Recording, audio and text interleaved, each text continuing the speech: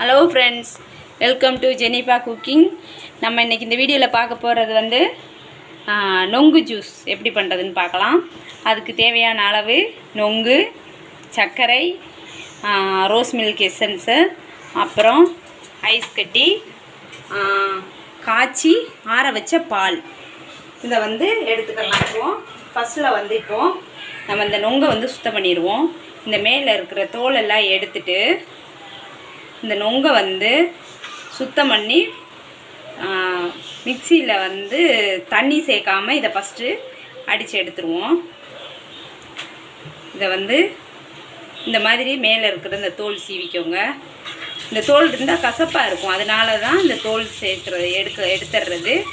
இதை எடுத்துகிட்டு இந்த உள்ளே இருக்கிற ஜெல்லியை மட்டும் அப்படியே வந்து மிக்சி ஜாரில் கட் பண்ணி எடுத்து அடித்து எடுத்துக்கிடுவோம். இதை ஃபுல்லாக சுத்தம் பண்ணிவிட்டு காட்டுறேன். இப்போ வந்து இந்த நொங்கை இங்கே பாருங்கள், இந்த மாதிரி வந்து சின்ன சின்ன பீஸாக வந்து கட் பண்ணி எடுத்தாச்சு. இந்த இருக்குது பாருங்கள், இந்த மாதிரி கட் பண்ணி எடுத்தாச்சு. இதை வந்து அந்த தோலை மட்டும் சீவி எடுத்துக்கோங்க. உள்ளே இருக்கிற அந்த ஜூஸு எல்லாத்தையும் சேர்த்து எடுத்துக்கோங்க. ரொம்ப கல் நொங்கு மாதிரி இருக்கிறது வேண்டாம். லைட்டாக கொலப்பாக இருக்கிற மாதிரி கொஞ்சம் பிஞ்சு நொங்காவே எடுத்திங்கன்னா நல்லா டேஸ்ட்டாக இருக்கும், அரைப்படுறதுக்கு நல்லாயிருக்கும். இதை வந்து இப்போ மிக்சி ஜாரில் மாற்றிட்டு, இதை அரைப்படலை அப்படின்னா கொஞ்சம் கஷ்டமாக இருக்கும். அரைப்படலைன்னா கூட பால் சேர்த்து அரைச்சிக்கோங்க, தண்ணி சேர்க்க வேண்டாம். இப்போ வந்து இது ஃபுல்லாத்தையும் போட்டுட்டு அரைச்சி எடுத்துடலாம் நல்லா. இப்போ வந்து இந்த நொங்கை நல்லா அரைச்சி எடுத்தாச்சு. இது பார்த்தீங்கன்னா இப்போது மைதா மாவு வந்து நம்ம கலக்கி எடுப்போம் பாருங்கள், அந்த மாதிரி வந்துடும். ரொம்ப குறப்பாக தான், ஒரு மாதிரி குறப்பாக தான் இருக்கும். ரொம்ப நைஸாக வலுவல்னு அரைக்கணும்னா ரொம்ப பிஞ்சு நொங்கு போட்டால் தான் அந்த மாதிரி அரைக்க முடியும். இதை வந்து ஒரு பாத்திரத்துக்கு மாற்றிடலாம். இது வந்து ஆல்ரெடி பால் காய்ச்சின பாத்திரம் தான். இதை இப்படியே மாற்றிட்டு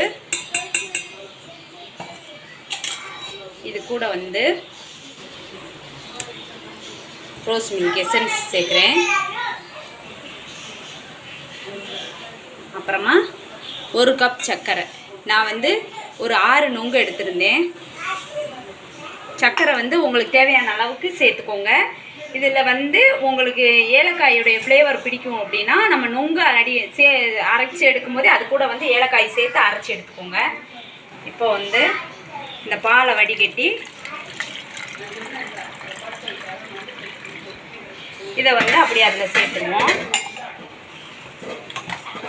தண்ணி சேர்க்க வேண்டாம். தண்ணி வந்து நம்ம இது கூட வந்து ஐஸ் கட்டி சேர்க்கும்போது ரொம்ப தண்ணி ஆயிரும், அதனால வந்து தண்ணி சேர்க்க வேண்டாம். உங்களுக்கு தேவைன்னா நீங்கள் தண்ணி சேர்த்துக்கோங்க. பால் வந்து கட்டியாக காய்ச்சி எடுத்துருந்தீங்க அப்படின்னா நீங்கள் தண்ணி சேர்க்கணுன்னா சேர்த்துக்கோங்க.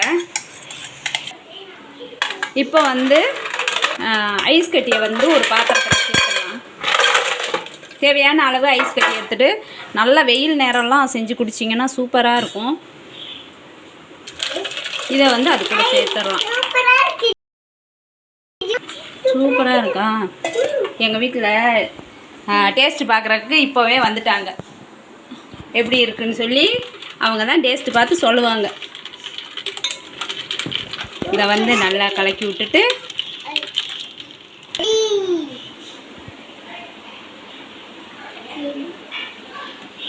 எப்படி இருக்கு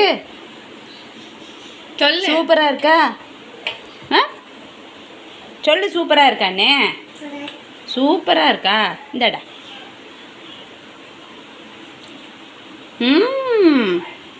இதே மாதிரி நீங்கள் வந்து உங்கள் வீட்டில் ட்ரை பண்ணி பாருங்கள். இந்த கலர் பத்தாதுன்னா நீங்கள் கலர் மட்டும் சேர்த்துக்கோங்க. அடுத்த வீடியோவில் சந்திப்போம். பாய்.